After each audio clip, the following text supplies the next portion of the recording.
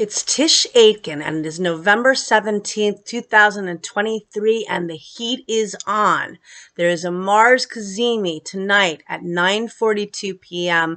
Pacific Standard Time at 25 degrees of Scorpio.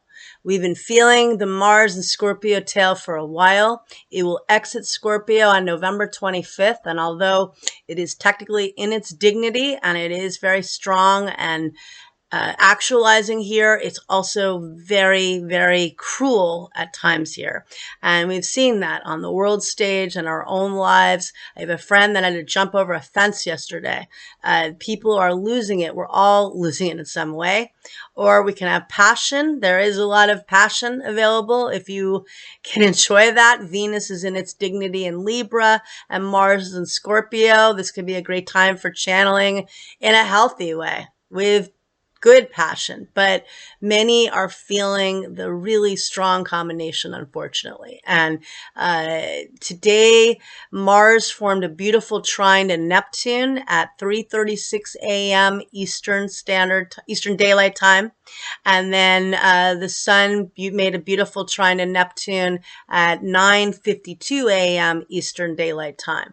But we're feeling the Mars Cazimi. And Mars and the Sun have not met up in Scorpio since November 8th of 1991. At that time, they met up right by the world point at 16 degrees of Scorpio, which is actually close to where the lunar eclipse was last year on November 8th. It was at 16 degrees of the opposite sign of Taurus. It was also conjunct Uranus, the great awakener and the planet of chaos. And then this past spring on May 5th, there was a lunar eclipse just 2 minutes shy of 15 degrees of Scorpio at the world point.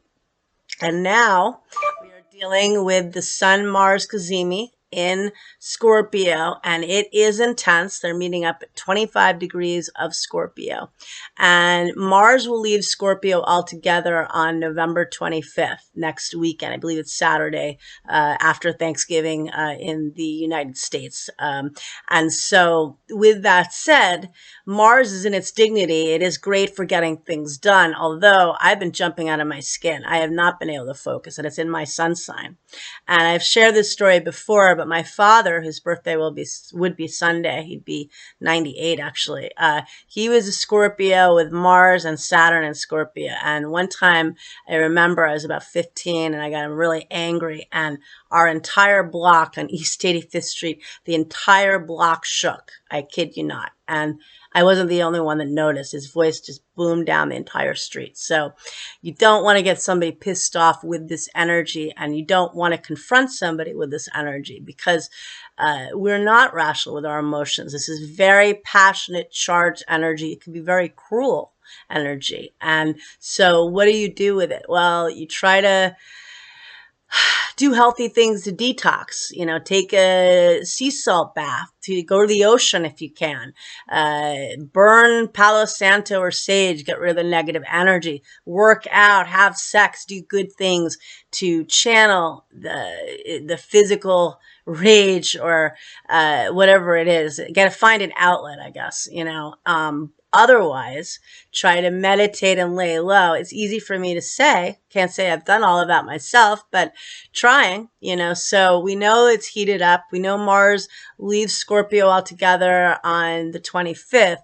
Mercury also is now out of bounds, and it will be, it became out of bounds on November 15th, and it will be through December the 14th, I believe, or 13th, but around that time, mid-December. And that's when Mercury retrogrades on December 13th at 8 degrees of Capricorn, and it will station direct on January 2nd. So we technically begin the new year with a Mercury retrograde, but right after, Mercury will station at 22 degrees of Sagittarius, which is where it's going to reach next weekend as well on the 25th. So getting an idea of the story that either you can revise or you're going to be dealing with for a little bit. This is the Mercury tale that will come up next weekend. This is also a big tale right now because the Sun and Mars, let's see, they met up in, I believe, October of 21 in Libra.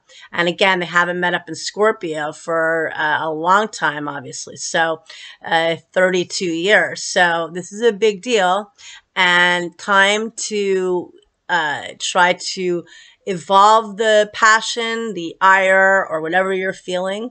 Try to lay low. If you do need to confront somebody or if you're angry about something, try to take a walk and be present. It's again easy to say, but just be aware of the fact that you could be triggered. You could trigger other people. It's not a time to charge in. So good luck. Hang in there and, take care. Bye.